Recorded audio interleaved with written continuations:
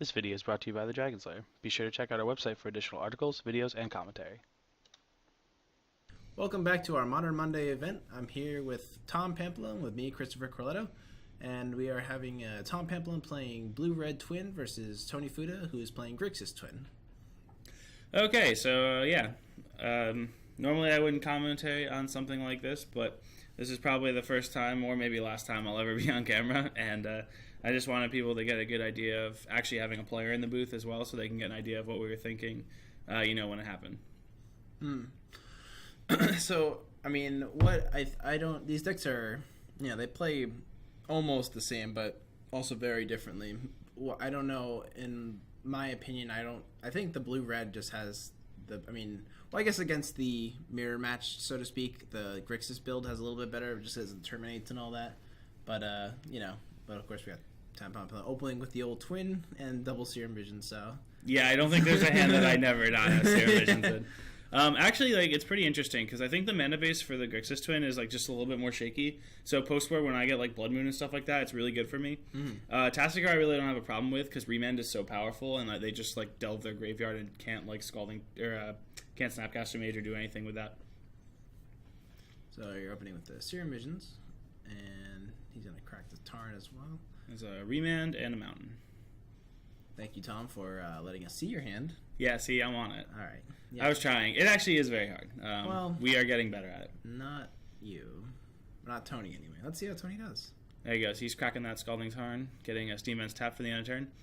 And what's actually nice about this matchup is if I can continuously play Serum Visions, or whoever can play the most Serum Visions early game, you tend to generate card selection a lot better, and you're just more prepared for the late game. Mm-hmm. Yeah, I mean, you guys aren't really... Even despite these both being very, very fast decks, I feel like in the mirror match, the game will go on for a while. Then you kind of just pick, like you said, the best spells. And I'm assuming you're gonna grab maybe the other Deceiver as well, or leave it on top. I just kind of want all the Deceivers because he does have a lot of removal. I consider Deceiver Exarch probably one of the best cards in the matchup too. Not necessarily because I have Splinter Twin, because he'll just wait for me to play the Splinter Twin to kill it. I just like it because it can tap down his lands, keep him off mana. And like I said, his deck is more restrictive in the terms of mana selection that he has. That's true. So yeah, this is pretty much how it goes all the time. Yeah. We just Serum Visions all the time.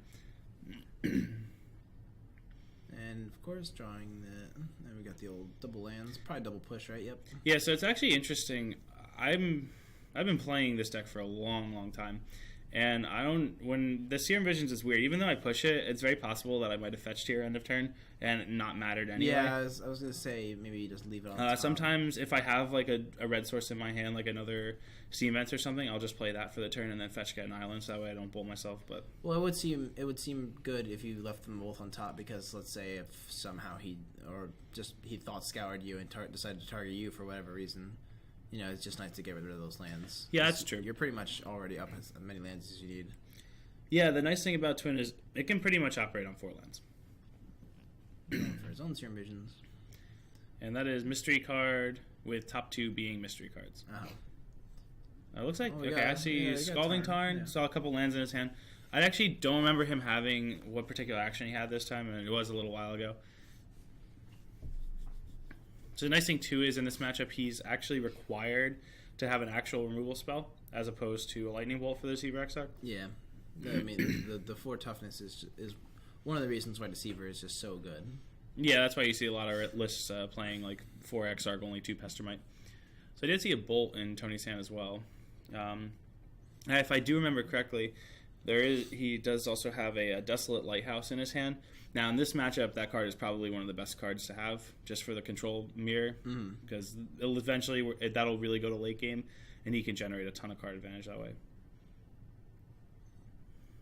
Yeah, I do remember the old control decks, the old Grixis decks in Avis and Restore. They ran the Nephalia Drownyard as a alternate win condition, as well as the... Yeah, I mean, sometimes these games go so long. I mean, you really want, at least one piece of utility to do something. So now we've got double Twin and double Exarch in your hand. Yeah, which seems very neat. So now, basically, I have enough to cast Exarch with leaving Remand up. And he goes for his own. This was actually before I knew he was playing Grixis Twin. So he cast the Exarch, and I thought he was just kind of playing it as a bluff. So I was actually unsure if he was even playing the twin variant of any sort. And you go for your own. So in this case, it's basically just a window to get mine up. Now, like, there's certain scenarios here where, like, if he has Splinter Twin with counter magic backup, he can just win. But that's kind of a risk I have to take here. I'm not really going to be hesitant, or not be hesitant to, like, do it. Well, yeah, it's either you lose or you have a chance of winning. Right, so, like, the best part is to, like, play that game where, oh, now both of our Exarchs have resolved. Let's play the game. Who can resolve a Splinter Twin? And I can't see the twin in his hand. I'm not sure if it's... It doesn't look like. I still see Exarch. I see Fetch Land. Looks like a Bloodstained Mire coming down for him. Yep. Question mark? And yeah. bam. Okay. She has double fetch up still. And you go for the other twin. Which is pretty neat, so... That's interesting that you did that. Yeah, I don't really care. If he wants to counterspell it, that's fine. At this point in the game, it depends. Like, I don't have any burn action or anything, so there's really no race for me. And if I want to, like, get him to a position where I want him to counter stuff, that way I can resolve Splinter Twin and just win. True. So I'm trying to bait him to use removal spells, bait him to tap his mana in, like, probably the most consuming way, so that way I can actually resolve my Splinter Twin. Yeah, there's a terminate, yep. Yep. As expected. Which is fine, because I have more. Yep. And I don't know how many copies of any of them that he's running, but we did see in previous videos he was running Pestermite as well, so. So you got the old Double twin. It's a shame that you're down. Oh, actually, never mind. It would be 8 mana to do that. For the old double twin? The old double twin, yep. Yep. Yeah, it's kind of a weird situation to be in. I mean, I kind of want to just draw, like, good spells here. There you go. So I'm assuming you drop the bolt, yep. Yeah, I was actually at this point pretty afraid for myself because I don't have any counter magic that's really effective. Remand is not the strongest here, especially when he's running potentially other hard counters. So now let's see here. It would be. I'm assuming I would probably just go for the twin right here, because I mean, if he has a removal spell, he can't Pestermite himself, or because the only thing he's running, I believe, is terminate in terms of hard removal, right, which would leave him 2 mana up. Yeah, so there is a situation here where I was like, again, you know, I'm just trying to bait and see what he has. In this case, it looked like he's going to fetch, and he's waiting to think if he's going to shock himself as well.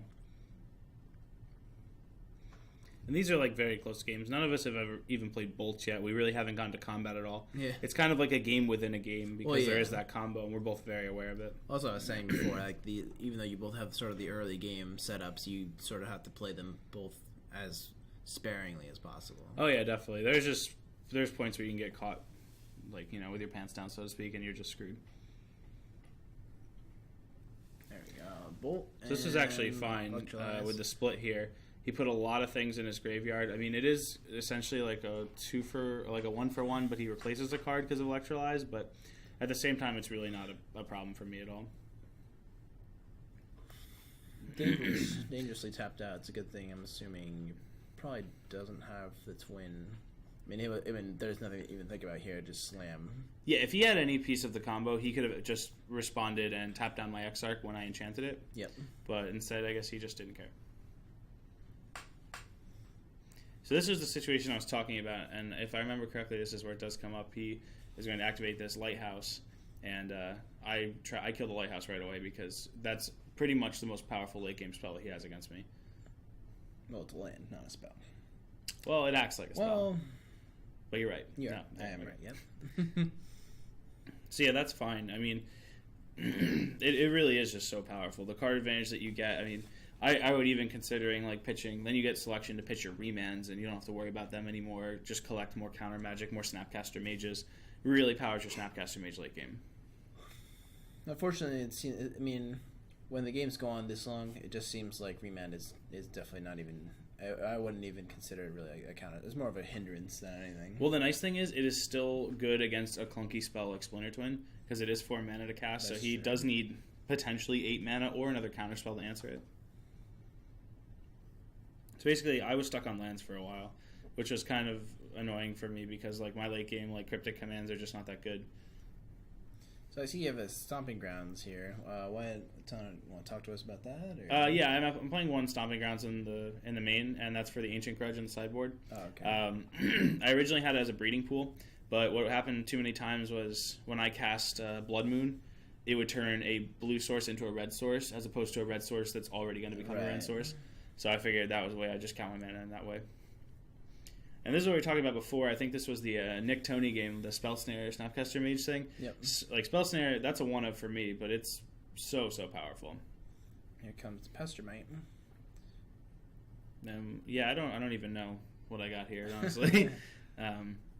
It's just always, I always think he has it at all time, which you kind of have to be on guard for. I mean, after playing so many times against you, actually, I mean, you sort of learn the steps. So I remand, draw another remand there. That's how we do it. Yep. I mean, what else? Really? No, nothing. No, cast spells and win the game. Yeah. Mm-hmm. The interesting thing though for Tony is he does have the Tasigur, which like late game enough that kind of access is similar to a recurring lightning bolt. There is a lot of damage that can be put forth, and unfortunately, if I can't counter it, I can't actually deal with it at all. Well, you do have the wild option of blocking with a Deceiver Twin and then Flame Slashing in. Yeah, I could do that. Again, the Flame Slash is also a one-of, so that's pretty much one and pretty done. good that you saw it then. Yeah, it was. I actually use that for the opposing matchups. It's good against Tarmogoyf and stuff like that too. So this one, I mean, if he end of turn Pestermites here and I can Snapcaster, I want to put pressure on the board, and this turn he can't combo off and win because his creature doesn't have haste. So that's true. Or the ability to activate the twin ability. And now, I mean, we're pretty much on the full beatdown plan here. There was a point where I basically discarded the entire Splinter Twin plan and just said, let's just go for the beats. Yeah, I mean, when you're playing against another control deck, you really can't.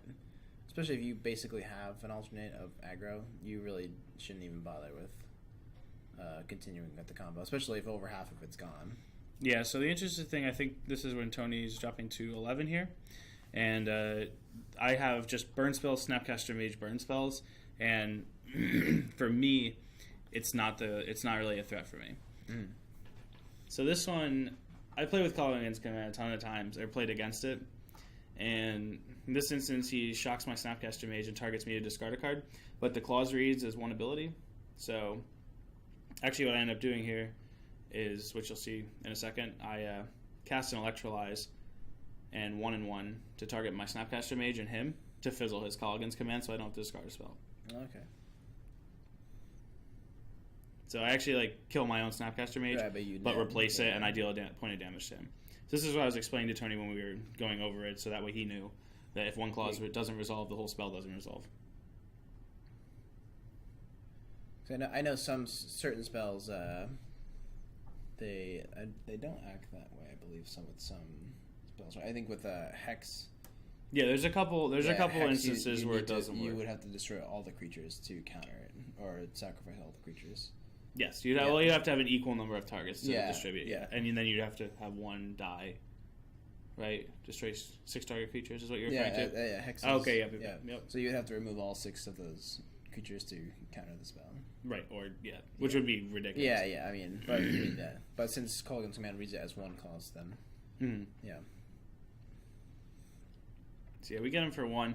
Like I said, the 10 range is really not too ridiculous at all. It's just something where it's as easy as Snapcaster Bolt or Pestermite. And honestly, a lot of people board out Electrolyze in this matchup, but I really, really think Electrolyze is probably one of the best ones, just because it replaces a card to kill Snapcaster Mage and Pestermite so easily. And we're snapping. What are we grabbing?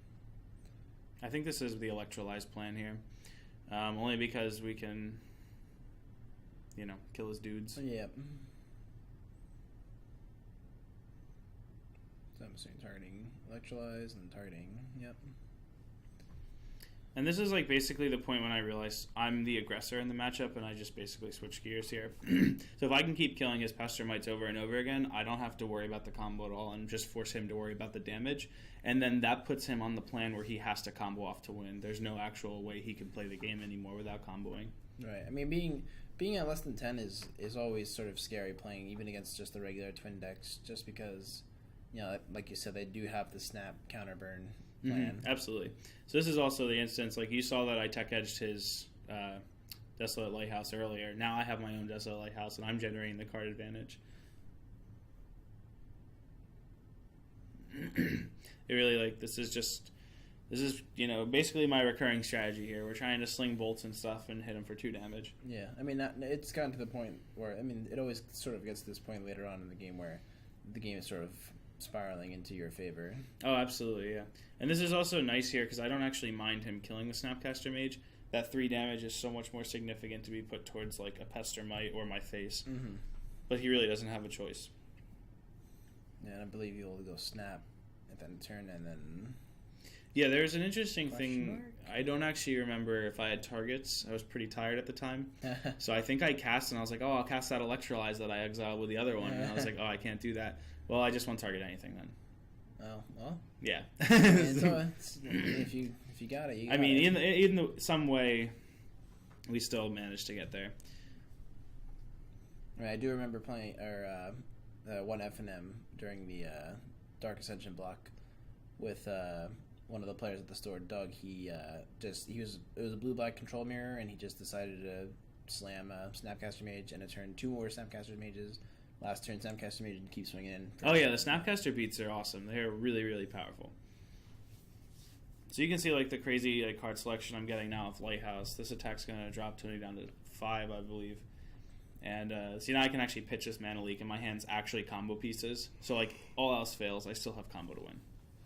You do have a full combo in hand, right? You have the after activating the Lighthouse multiple times, I do have it. Yeah. And so I mean, this is basically it. He's at 5 now. It's only a couple more combats from the Snapcaster Mage. You can see he's the control player. He has to kind of stabilize the board now. We're going for a Splinter Twin on... I see. So he's drawing a card, I suppose, or... There we go. So, all right, and that's going to be the... Pretty interesting way to end the game. All right, and that is Tom Pampalone winning the first game over Tony Fuda.